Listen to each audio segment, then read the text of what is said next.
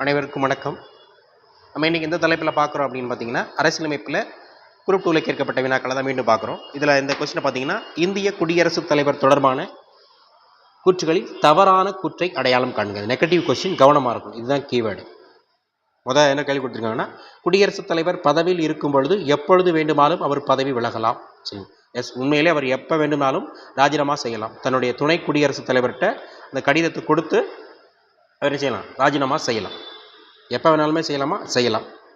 5 ஆண்டுகள் கடந்த பிறகும் குடியரசுத் தலைவர் பதவியில் நீடிக்க இயலாது. சரிங்களா? அவருடைய பதவிக்காலம் 5 ஆண்டுகள் தான். பதவிக்காலம் பற்றி சொல்லக்கூடிய அரசியலமைப்பு பிரிவு அப்படின்னு பார்த்தீங்கன்னா 56. ஆனால் அடுத்த குடியரசுத் தலைவர் தேர்ந்தெடுக்கப்படும் வரை அவர் குடியரசுத் தலைவராக செயல்பட இருக்கலாம். ஸோ இந்த ஸ்டேட்மெண்ட்டு தப்பு. சரி, குற்றச்சாட்டு வாயிலாக குடியரசுத் தலைவரை பதவி நீக்கம் செய்யலாம். சரி, குடியரசுத் தலைவரை நம்ம பதவி நீக்கம் செய்யலாமா? உறுதியாக செய்யலாம். ஆர்டிக்கல் 61 இதனுடைய பதவி நீக்கம் பற்றி சொல்லுகிறது. இந்திய அரசியலமைப்பில் பார்த்தீங்கன்னா, நீக்கம் செய்யப்பட முடியாத பதவி என்று எந்த பதவியுமே கிடையாது. அவருடைய பதவி நீக்கம் பற்றி சொல்லக்கூடிய பிரிவு அப்படின்னு பார்த்தீங்கன்னா 61. எப்படி பதவி நீக்கம் பண்ணுவாங்க? நாடாளுமன்றம் கூடி மக்களவை மற்றும் மாநிலங்களவையில் ஈரவைகளிலும் பெரும்பான்மையின் அடிப்படையில் தீர்மானத்தை நிறைவேற்றி அவர் என்ன செய்வாங்க? பதவி நீக்கம் செய்வாங்க. இதுவரை எந்த ஒரு குடியரசுத் தலைவரும் பதவி நீக்கம் செய்யப்படவில்லை. Yes, absolutely correct. இதுவரைக்கும் எந்த குடியரசுத் தலைவரும் அந்த மாதிரி பதவி நீக்கம் செய்யப்படவில்லை. ஸோ இதில் எந்த விஷயம் மட்டும் தப்பு அப்படின்னா, 5 ஆண்டுகள் கடந்த பிறகும் குடியரசுத் தலைவர் பதவியில் நீடிக்க இயலாது. அந்த தகவல் மட்டும்தான் தப்பு. மிச்சதெல்லாமே சரி.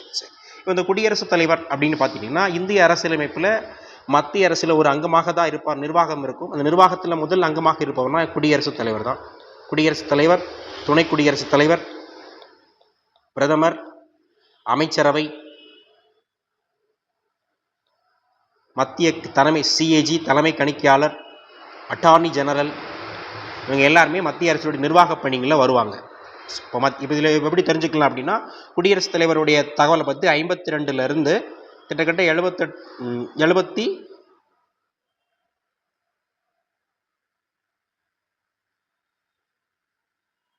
வரைக்கும் அந்த இருக்கும். சரிங்க, குடியரசுத் தலைவர், துணை குடியரசுத் தலைவரை பற்றி அதெல்லாம் பேசுவாங்க. ஸோ நம்ம எல்லா தகவலையும் தெரிஞ்சு